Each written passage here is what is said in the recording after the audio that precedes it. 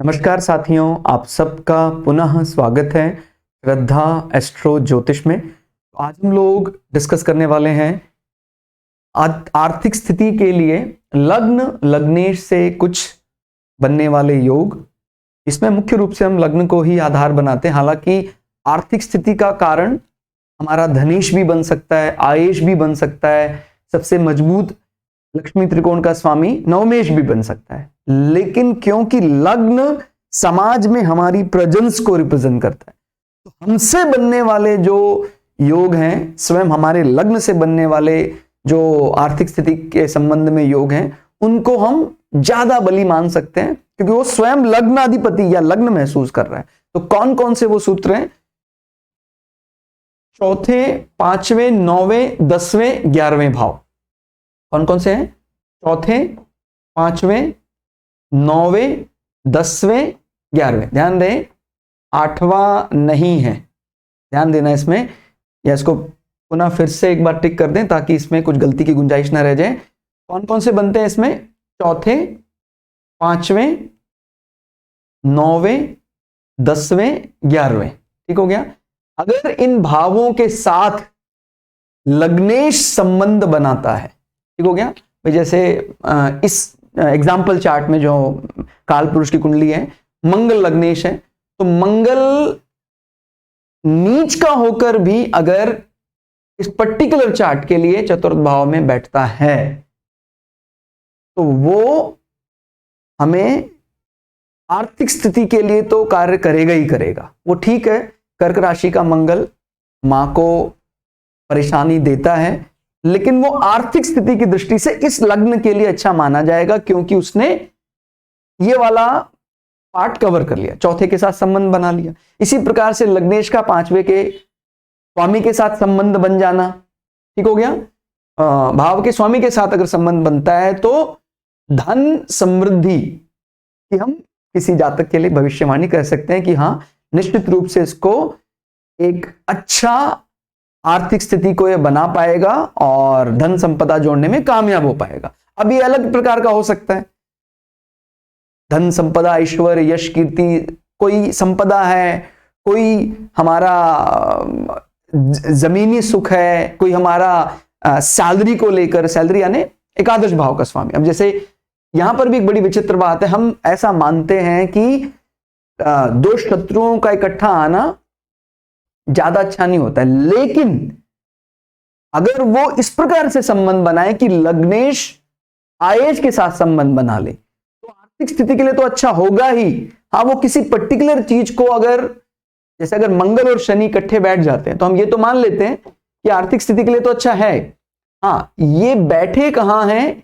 ये बैठे हैं हमारे नेटवर्किंग फ्रेंड सर्कल्स हाउस में, ये जो प्रिय मित्र हाउस है, उसको थोड़ी कीमत चुकानी पड़ेगी, बस इतना ही है, क्योंकि वो शत्रु के साथ बैठ गया है। लेकिन वो आर्थिक स्थिति पर बुरा असर नहीं डालता। और 11वें भाव का तो कुछ और ही बल है, आप जानते हैं 11वें भाव में तो कोई कैसा ही प्लैनेट, कोई पाप ग्रह है तो और एग्रेसिवली वो लीड करता है। ठीक हो गया। हमने पिछली क्लासेस में भी पढ़ा था कि 11वें भाव को पराशर ऋषि ने किस कंटेस्ट में किस कारण से पाप ग्रह की श्रेणी में रखा है। तो अपने को ध्यान रखना, एग्रेसिवली अगर वो लीड करेगा इनकम सोर्सेस के लिए तो फिर वो अच्छा माना जाएगा। और अगर वो हम समझ रहे हैं कि कोई शाय प्लैनेट है, कोई थोड़ा सा शर्मीला ग्रह है, तो उसका धन को कमाने की प्रवृत्ति उसकी अलग प्रकार की होती है। ठीक हो गया। तो हम चाहते हैं कि 11वें भाव को लेकर थोड़ा सा तेजी से, तो पापी ग्रह माना जाना 11वें भाव के कोई बुरा नहीं है। ठीक हो गया। और वो किस परिप्रेक्ष्य में बुरा कहा गया था, वो हमारे जैसे कुछ लग्नों के लिए वो मारक है, तो हमारे हेल्थ के संबंध में थोड़ा खराब कह सकते हैं, बस इतना ही है। वो भी तब जब वो उसकी दशाओं में आ रहा हो, उसका कोई कॉम्बिनेशन ऐसा निकल रहा हो तब। फिर हम आते हैं लग्न या लग्न में स्थित ग्रह या उसके स्वामी के साथ संबंध धन के साधन के रूप में कार्य करता है। ठीक हो गया। लग्न या लग्न में स्थित ग्रह उसके स्वामी के साथ संबंध, माने हमारा लग्न जो है वो बलि जान पड़ता है। लग्न पर शुभ ग्रहों की दृष्टियां हैं, एक नहीं दो दो ग्रहों की शुभ दृष्टियां हैं। ठीक हो गया। लग्न में स्थित ग्रह बलाबल लेके, जैसे जो हमने जो एग्जाम्पल चार्ट लिया है, यहां पर अगर सूर्य जैसा प्लैनेट उच्च का होकर बैठ जाता है तो पंचम भाव का स्वामी है।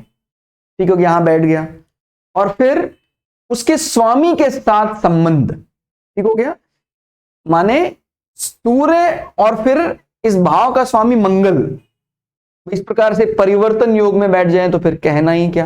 जैसे चंद्रमा यहां बैठ जाए और मंगल यहां बैठ जाए, बृहस्पति यहां बैठ जाए या मंगल यहां, तो ये जो परिवर्तन धन योग और परिवर्तन राजयोग है, ये एकदम मतलब 100% काम करता है। ठीक हो गया, ये धन के साधन के रूप में कार्य करता है। और उसमें भी अलग अलग अंतर हम कर सकते हैं कि पंचम भाव के जरिए धन भाव का तात्पर्य क्या होता है। पंचम भाव हमारा संतान सुख है, पंचम भाव हमारा स्पेकुलेशन सट्टा जिसको बोल देते हैं, तो संतान होने के बाद वो विशेष रूप से फल देता है। और इन चीजों, इसको फैमिली प्रेस्टीज से भी जुड़ा मानते हैं, तो फैमिली की प्रतिष्ठा भी बढ़ जाती है। और उसमें स्पेशली समय की अगर बात करते हैं तो हम ज्यादातर पंचम भाव को संतान के साथ जोड़कर देखते हैं, तो वो ही आप समय कह सकते हैं, लगभग वो समय। नवम भाव के साथ अगर हम सुख मानते हैं तो नवम भाव लंबी यात्राओं का है और उच्च शिक्षा का है, तो कहते हैं उच्च शिक्षा जैसे इसकी पूरी हो जाती है, मास्टर डिग्री कंप्लीट हो जाती है, तब ये ट्रिगर करेगा इसका जो प्रबल धन योग बन रहा है। तो भविष्यवाणियां की जा सकती हैं। फिर हम बात करते हैं लग्नेश मित्र राशियों शुभ भावों में स्थित हैं। ध्यान देने वाली बात यह है, मैंने जैसे पहले ही बताया कि आर्थिक स्थिति के लिए बहुत अलग अलग प्रकार के सूत्र हैं, लेकिन अभी हमने उन्हीं सूत्रों को यहां शामिल किया जो लग्न लग्नेश से बन रहे हैं, क्योंकि लग्न हम स्वयं समाज में हमारी रियल इमेज को रिप्रेजेंट करता है। ठीक है, तो इनका महत्व थोड़ा सा ज्यादा माना जा सकता है। तो लग्नेश मित्र राशियों शुभ भावों में स्थित है। ठीक हो गया, तो मित्र मानता है, यहां पर दिमाग में यह बात आ सकती है कि क्या कोई प्लैनेट, जैसे इस लग्न में कालपुरुष की कुंडली में तो बिल्कुल यह बात लागू होती है कि क्या कोई प्लैनेट नीच राशि में बैठा हो लेकिन वो मित्र राशि है, इंद्र में है, त्रिकोण में है, तो बल माना जाएगा? बिल्कुल माना जाएगा। सैड प्लैनेट का मतलब कभी भी ये नहीं होता है कि वो फल नहीं देगा।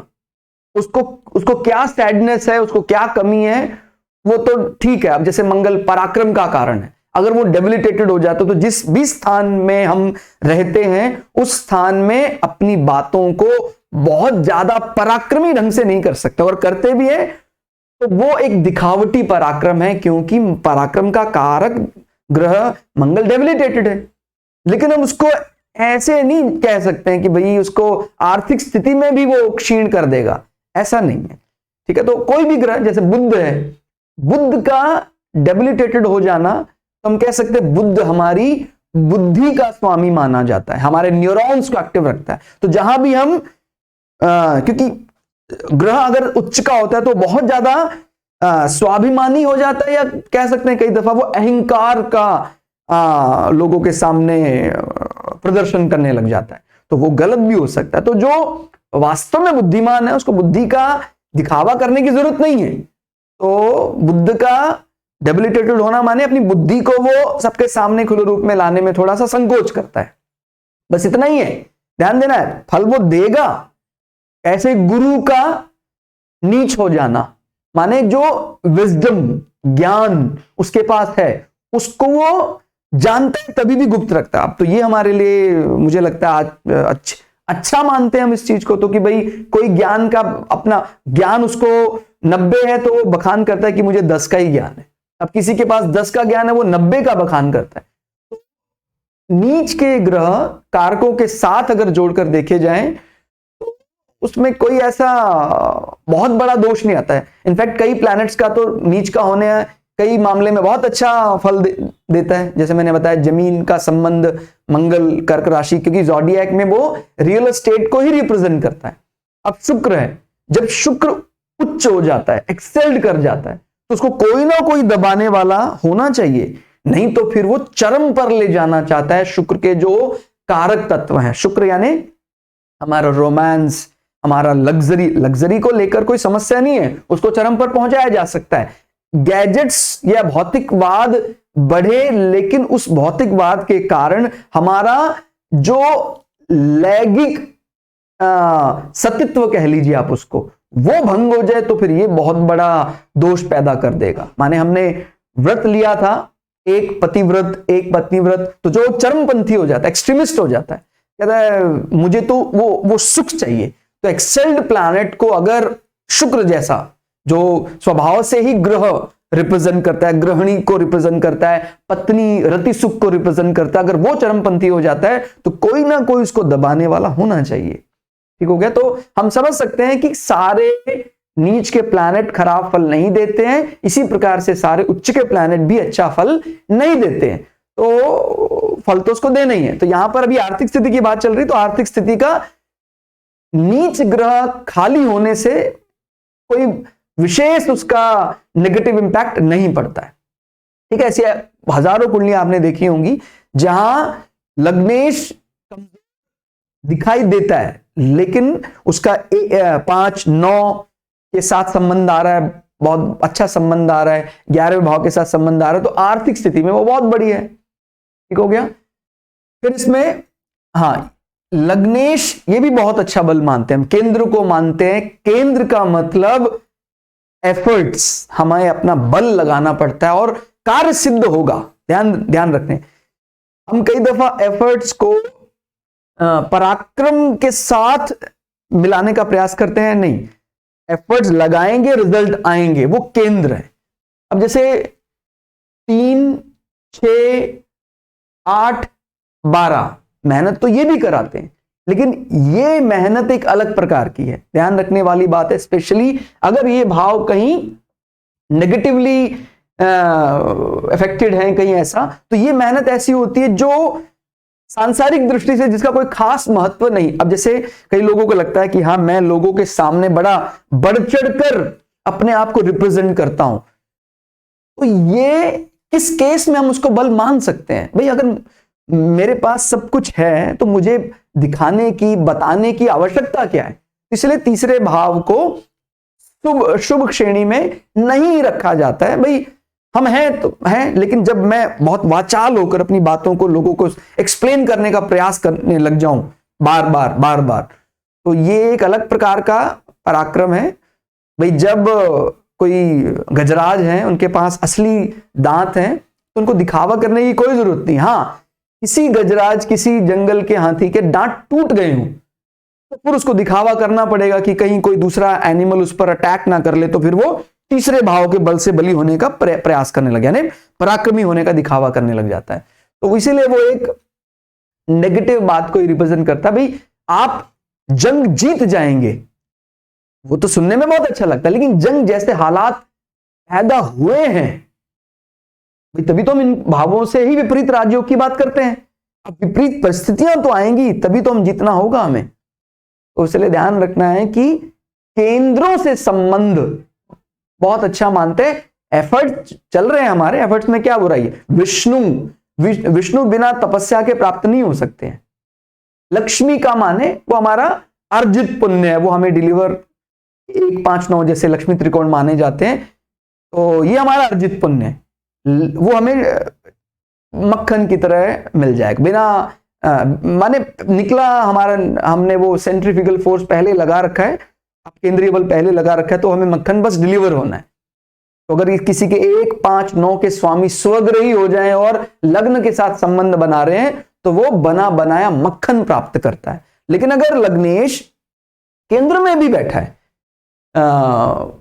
बली होकर बैठा है, तो और अच्छा है, केंद्रों में बैठा हुआ है। अब जैसे यहां दिखाई देता है, यहां इसका स्वामी मंगल है और 7वें भाव का स्वामी शुक्र है। हालांकि ये देखने पर दिमाग में आता है कि शुक्र और मंगल का जो रिलेशन है एक पूरी तरह मालिक है, एक शायद फीमेलिक प्लैनेट है, लेकिन अगर आर्थिक स्थिति से देखना है तो ये अच्छा माना जाएगा। ठीक हो गया? और अगर कहीं शुक्र इन्हीं के भाव में जाकर बैठ जाए तो परिवर्तन, एक म्यूचुअल अंडरस्टैंडिंग हो जाएगी। तो आपको मेरा भाव किसी भी प्रकार से इफेक्ट नहीं करना है, नहीं तो फिर मैं भी कुछ यहां कर सकता हूं। तो केंद्र और त्रिकोणों के स्वामी के साथ जितना अच्छा संबंध, जितना अच्छा तालमेल बनता है, उतना ही अपने को बल मिलता है। खाली अगर मंगल बैठे हैं यहां पर, शुक्र वहां नहीं बैठे हैं, तो हम इसको आर्थिक स्थिति के लिए अच्छा तभी भी मानेंगे, लेकिन अगर शुक्र भी बैठ जाते हैं तो फिर ये बहुत अच्छा, फिर उसको वेरी गुड माना जाएगा। इसी प्रकार से मंगल और शनि की शत्रुता है, लेकिन मंगल को ये राशि बहुत अच्छी लगती है। ये भी एक गलत अवधारणा है कि खाली राशि के स्वामी से तय करना है, ऐसा नहीं है। बहुत ग्रह हैं, राशि के स्ट्रक्चर से तय करना है, राशि के स्वामी से तय नहीं करना है। राशि में जो भी प्लैनेट बैठेगा, राशि का अपना एक स्वभाव होता है। जैसे मंगल के मित्र की राशि है, वहां वो डेबिलिटेटेड हो जाता है, क्योंकि मंगल एक कमांडर है, उनको उनकी कार्यशैली अलग प्रकार की है। भाई वेपन्स खुले हुए हैं, उनको पहली पंक्ति में कमांडर खड़ा हुआ है, और उनको अगर आपने किचन में बिठा दिया, आपने उनको घर के अंदर बंद कर दिया, तो वो फिर थोड़े से कहते हैं मैं, जैसे एक किचन के अंदर कमांडर तलवार लेकर खड़ा है, ये कुछ ऐसी संज्ञा दी जाती है। लेकिन आप 10 नंबर पर जब मंगल को बिठाते हैं, तो 10 नंबर क्या है? 10 नंबर हमारा ऑफिस है। 10 नंबर राशि का स्ट्रक्चर भी अगर समझ लाते हैं, आगे से ऐसा दिखता है जैसे कोई ये लड़ने वाला कोई एक मृग है। ठीक हो गया? मकर राशि यानी आगे से एक प्रकार का वो एरीज की तरह ही दिखता है, आगे से वो एक मेष की तरह दिखने वाला एक जंगल का हिरन, और पीछे से वो एक क्रोकोडाइल, मगरमच्छ। तो मंगल को ये राशि अच्छी लगती है, इसीलिए यहां एग्रेसिवली काम करता है, बहुत तेजी के साथ काम करता है। ठीक हो गया? तो ये आर्थिक स्थिति के लिए अच्छा माना जाएगा। और फिर इसमें और क्या देख सकते हैं? लग्न, द्वितीय और एकादश भावों के स्वामी एक साथ किसी भी भाव में स्थित हों। ये महत्वपूर्ण सूत्र माना जा सकता है, क्योंकि इसमें आर्थिक स्थिति यानी धन और लाभ दोनों एक साथ आ गए। अगर लग्न, द्वितीय और एकादश भाव के स्वामी, यानी इस केस में जो हमने एग्जाम्पल चार्ट लिया है, मंगल, शुक्र, शनि। अभी वो बात नहीं देखनी है कि शत्रु हैं, शत्रुता हाँ वो समझते हैं, वो अलग प्रकार से, लेकिन जहां हमें किसी योग को समझना हो, उस पर एक रेस्पॉन्सिबिलिटी है कि भाई आपको हमने मंत्रालय सौंपा हुआ है, चाहे आप किसी दूसरी विचारधारा के, जैसे भारत में बात करते हैं अलग अलग पार्टियां हैं, अलग अलग विचारधारा हैं, लेकिन अगर कोई हमने कोई कोई कमेटी बनाई है, तो उस कमेटी में अलग अलग विचारधारा के लोग हो सकते हैं, होंगे ही स्वाभाविक रूप से। तो जब उसका प्रेसिडेंट बना दिया गया है या कोई अच्छा पद, तो फिर वो पार्टी के बंधन से मुक्त हो जाता है।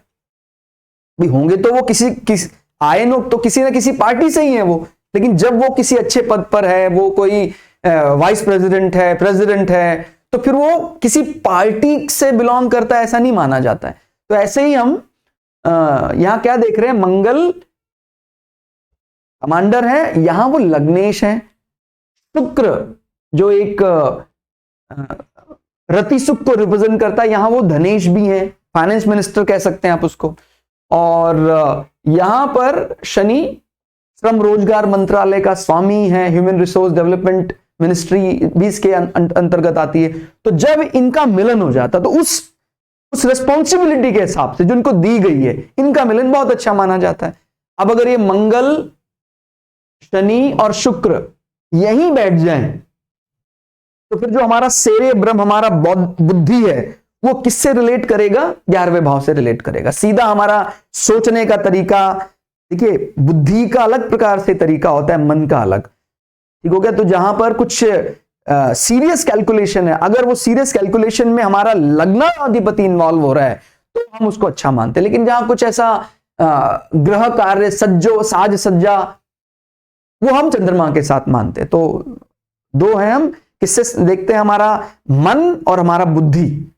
बुद्धि के साथ या सेरेब्रम के साथ हालांकि कारक मानते हैं बुद्ध को, लेकिन सेरेब्रम या हमारा हेड ये रिलेट करता है लग्नाधिपति के साथ। तो लग्नाधिपति संबंध बना ले अगर लाभ स्थान के साथ, तो जो उसका बौद्धिक स्तर है वो जमा घटा गुणा भाग में अच्छा रहेगा, और एक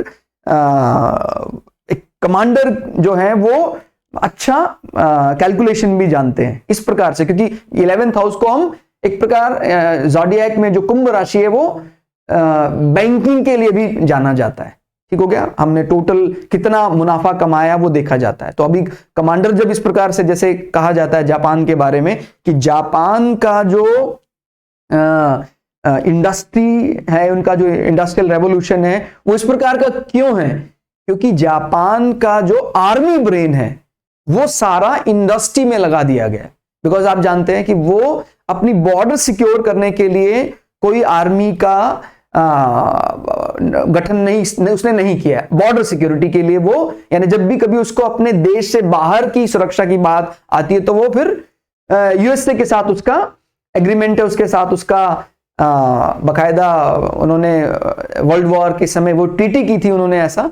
तो अपने को ये ध्यान रखना कि वही कमांडर जो बड़ा अनुशासित है, जब उसको इस भाव में बिठा दिया जाता है तो उस प्रकार से वो फिर अपने कार्य को करने लग जाता है। तो ये कुछ कुछ चीजें हैं, हम जब प्रैक्टिस करेंगे अपने आप ही वो हमें समझ में आने लग जाएंगी। ये बहुत अच्छा मानते हैं हम, कभी भी दूसरे और 11वें भाव का संबंध उसमें लग्नाधिपति भी इन्वॉल्व हो जाए तो बहुत बढ़िया। अब आता है लग्न बलवान है। ठीक हो गया, लग्न हमारा बलवान है और नवम भाव का स्वामी स्वराशि उच्च केंद्र त्रिकोण में स्थित है तो अपार धन को दर्शाता है। ठीक हो गया, हमारा लग्न बली आता है। भाई हमें लगता है कि लग्न में अच्छे ग्रह बैठे हैं, बृहस्पति बैठा है, सूर्य उच्च का बैठा हुआ है।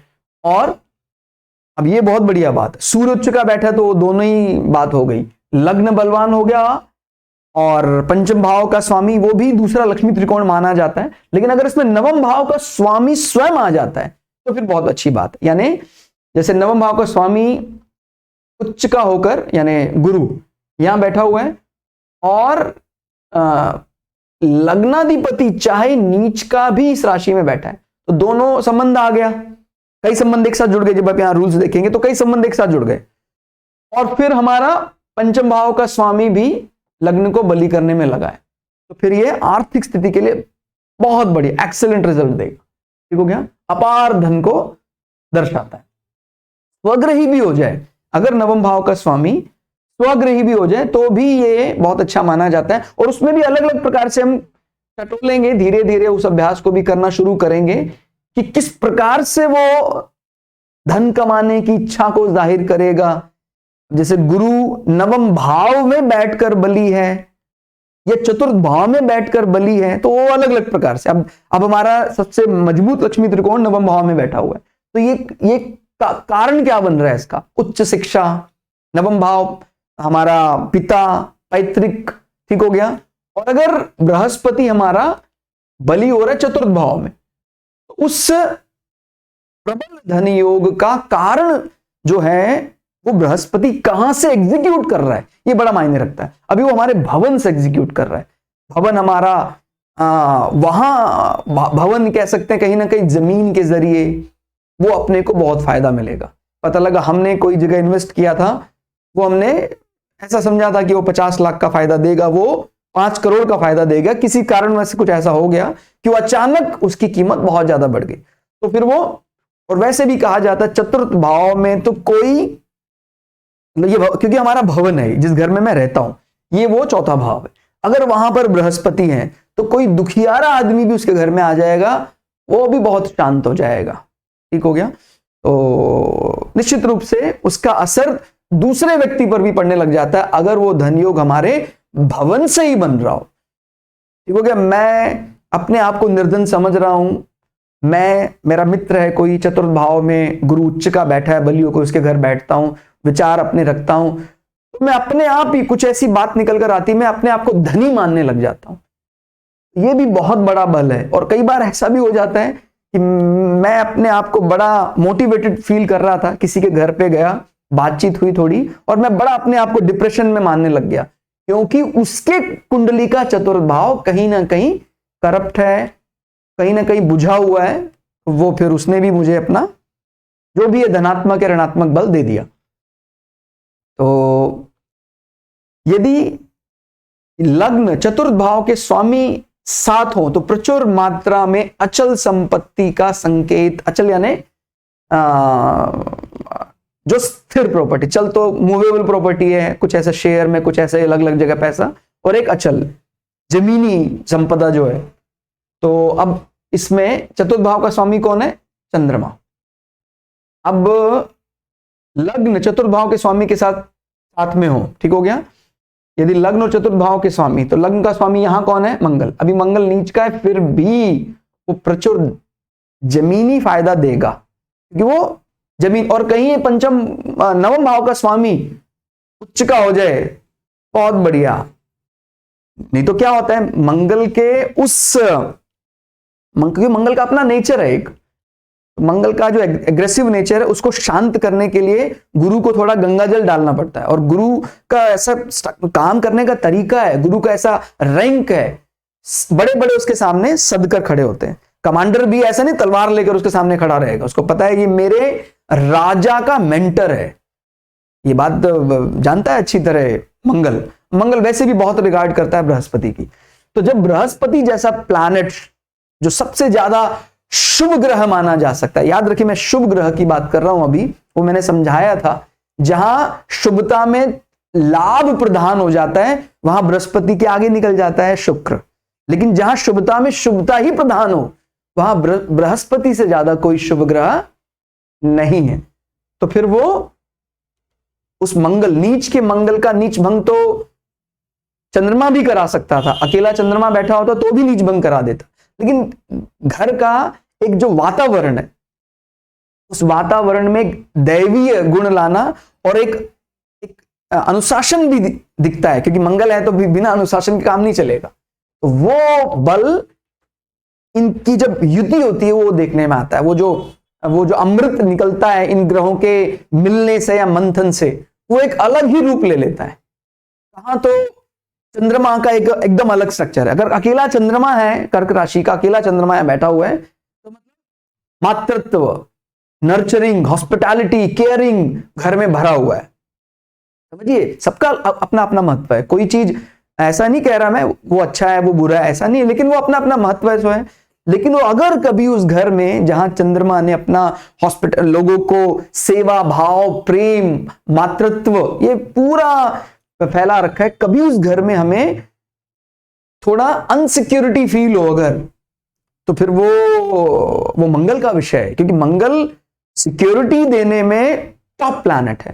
तो मंगल आ जाए यहां पर, तो मंगल नीच का होकर जब कर्क राशि में आ गया है, तो देखो कहता भाई मैं तलवार लेके खड़ा हूं, लेकिन मैंने अपने आप को सप्रेस किया हुआ, मैंने दबा रखा है। ऐसा नहीं कि आपके घर का मैं पूरे घर में ही मैं अनुशासनात्मक दिखाई दूंगा, मैं दब कर कार्य करूंगा। तो ये अच्छा हो गया कि हॉस्पिटैलिटी भी है, केयरिंग भी है, लेकिन सिक्योरिटी इशू नहीं होने वाला है, क्योंकि मंगल स्वयं वहां बैठे हुए हैं। क्योंकि आपको पता है भय बिन होए न प्रीत, तो जहां भय नहीं होता है वहां कई दफा ज्यादा प्रेम होने से भी कई दफा ऐसा लगता है कि नहीं यार, हमारा घर में कोई ना कोई तो ऐसा थोड़ा होना चाहिए, कोई कभी ऐसी जरूरत पड़े तो दूसरों को बताने वाला, समझाने वाला, रोकने वाला होना चाहिए। वो मंगल से संभव है। और अगर गुरु भी आ जाए फिर तो कहना ही क्या, गुरु स्वयं आ जाए या गुरु की दृष्टि भी हो, तो भी वो सब विजडम, ज्ञान, जो वास्तविक ज्ञान जो है उसके तहत बैठकर बात करते हैं। तो सभी भावों के साथ ऐसा है। मैं आप लोगों के साथ धीरे धीरे हम लोग यहां शेयर करेंगे कि कैसे जुगलबंदी ग्रहों की एकदम अलग ही रूप पेश करने लग जाता है हमारे घर का, हमारे कुटुंब का। कुटुंब में हम किसी फिजिकल प्रेजेंस की बात नहीं करते, वहां हमारा जो क्या बोलते हैं आप उसको, हमारा टब्बर मल, हमारे सारे रिलेटिव्स जब मिलते हैं तो वो जो एक अमृत पैदा होता है, उस अमृत को समझने के लिए वो दूसरे भाव के बल, दूसरे भाव के ग्रहों की प्लेसमेंट, कंज्वाइन, फिर दसम भाव, वो हमारा ऑफिस में कई ग्रह एक साथ बैठे हुए, फिर उसको समझना पड़ेगा भाई कैसे वो निकल रहा है। अब पता लगा सूर्य ऑफिस में उच्च का बैठ गया, साथ में राहु भी बैठ गया, कोई समस्या नहीं है। कारण अगर अकेला सूर्य अभिमानी होकर बैठ गया है तो फिर वो राजतंत्र, यानी मेरी बात सही है आपको मानना चाहिए, ऐसी बात करने लग जाता है। लेकिन जब राहु भी बैठा होता है तो सूर्य बहुत बढ़िया ढंग से काम करता है, क्योंकि वहां पर एक्साइटेड है वो, और राहु उसको अंडर कंट्रोल रखता है कि देख भैया ठीक है ना, क्योंकि मैं आपको एक्लिप्स भी दे सकता हूं, ग्रहण दे सकता हूं, इसीलिए ठीक से, तो वहां फिर वो एक अनुशासन लग जाता है एक, तो ये क्योंकि वो भी एक प्रकार का डार्क साइड का कमांडर है, वो अलग बात है, दोनों का नेचर अलग अलग अलग है। यहां पर अगर सूर्य के साथ मंगल बैठ जाए, उच्च का सूर्य और साथ में मंगल, तो सूर्य के बल को और बढ़ा देगा। हमें लगता है भी दोनों तो मित्र हैं वो, तो कई दफा कोई क्या हम क्या बोलते हैं, राजनीति की भाषा में बोलते हैं कि अच्छा ऑपोजिशन जो है वो मुख्य पार्टी को काम करने पर विवश कर देता है कि भैया आपको काम करना चाहिए। पता लगा ऑपोजिशन है नहीं और जो विनिंग पार्टी है वो उनको किसी का डर नहीं है, तो फिर क्या होगा, तो फिर कार्य होगा, लेकिन जैसे भी मैंने बोला, भय अगर नहीं हो किसी को भी, काल को भी महाकाल का भय है, तो फिर वो समय से कार्य होता है सभी। लेकिन अगर भय ही खत्म कर दे हम अखिल ब्रह्मांड से, तो ये चक्र बंद हो जाएगा। इसलिए भय जरूरी होता है। अलग अलग अगर भय होता ही ना, अगर भय की कोई रिलेवेंस नहीं है, कोई इंपॉर्टेंस नहीं है, तो भय बनाता ही नहीं ईश्वर, लेकिन है इंपॉर्टेंस, अलग अलग जगह बहुत अच्छा रोल प्ले करता है भय। ठीक है, भय में इंसान बहुत बढ़िया लड़ता है, और अगर भय हो इंसान के अंदर कि हाँ मैं भाई, आर्मी में भी ऐसा होता है, भय को ओवरकम करके ही हम परमवीर चक्र हासिल कर सकते हैं। कहते हैं ना भाई, इतना ऐसा अदम्य साहस कैसे आया कि मैंने भय को जीता है। ऐसा नहीं मैं निर्भीक होकर सबके सामने खड़ा हो जाऊं और बुलेट मुझे लग जाए, ऐसा नहीं है, मुझे उस भय को काबू करना होता। तो ये ग्रहों की जुगलबंदी समझते हैं तो धीरे धीरे वो एग्जैक्ट डेफिनेशन समझ में आने लग जाती है। पिता का स्वभाव, पूर्वजों का जब जुगलबंदी होती है तो यहाँ कौन कौन से ग्रह कैसे बैठे हुए हैं वो हमें पता लगता है। 12वें भाव में 3-4 ग्रह बैठे हैं, तो वो एक प्रकार का हमारा विदेश भूमि भी है, तो वहां पर कई लोगों का मिलना हमारे लिए बड़ा सुखदायी होता है अगर अच्छे मूड में बैठे हुए हैं। गुरु आश्रम है 12वां भाव, हमारा व्यय है, तो व्यय या जो हम खर्चा करते उस समय हमारे साथ शॉपिंग में काफी लोग इन्वॉल्व होते हैं, तो वो सारी बातें हम धीरे धीरे स्वयं से समझने लग जाते हैं। 11वें भाव में ज्यादा ग्रह होने का मतलब अलग अलग प्रकार से हमें हमारी सैलरी में कि कोई एक चीज इन्वॉल्व नहीं है, कई प्रकार के इन्वॉल्वमेंट है, और फिर वो हमारा फ्रेंड सर्कल है, नेटवर्किंग है। तो हमने अचल संपत्ति हमारी बहुत होती है अगर चतुर्थ भाव का बल लग्न के साथ आता है। फिर आता है लग्नेश, दूसरे भाव में है, और द्वितीयेश 11वें भाव में स्थित है।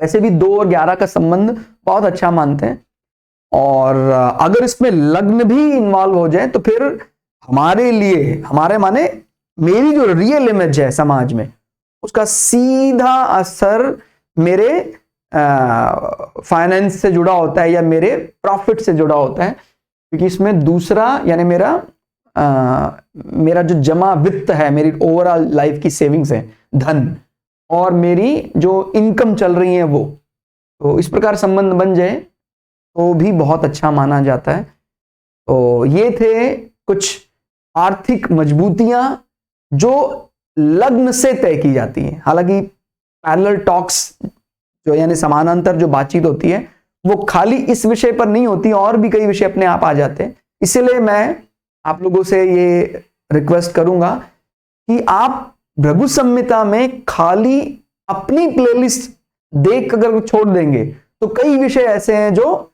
रह जाएंगे, क्योंकि भृगु संहिता बहुत बहुत बड़ी है, बहुत हमने मेहनत की है आप लोगों के सहयोग से। अगर वो सिलसिलेवार ढंग से आप उसको पूरा देखते हैं, उसमें आप ये मत समझिए कि मेरी कुंडली का मैंने ग्रह देख लिया डेट सेट, क्योंकि कई ऐसी बातें जो आपके लग्न की ही हैं, लेकिन वो उस समय, क्योंकि वो तो सरस्वती जब देगी तभी मैं बोल सकता हूं, मेरा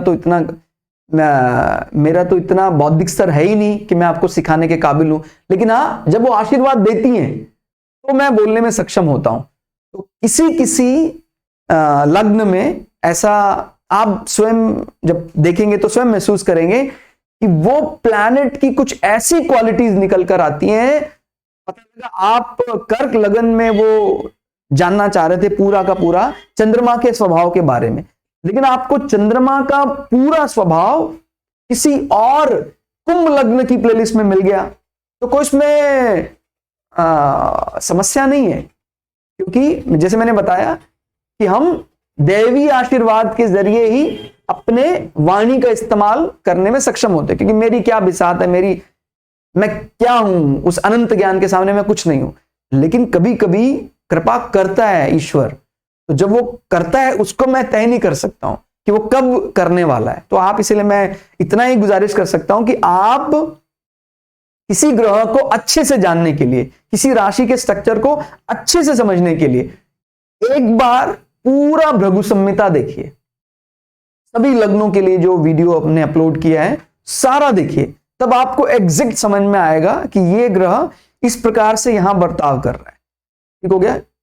खाली ऐसे कह के काम नहीं चलेगा कि मैंने केतु का वृश्चिक राशि में अष्टम भाव में संबंध देख लिया। अभी केतु का अष्टम भाव में ही धनु राशि में जो प्रभाव वो एकदम अलग प्रकार से बिहेव करेगा। वो समझने के लिए तो हमें भृगु संहिता देखना ही चाहिए। तो वो मुझे ऐसा लगता है एक बार वो आप समझ लें तो फिर आप कुछ भी समझने में सक्षम हो जाए। तो आज के लिए इतना ही। कमेंट करके जरूर बताइएगा क्लास आपको कैसी लगी। तब तक के लिए जय श्री भृगु पराशरा, जय श्री शुक्राचार्य, नमस्कार।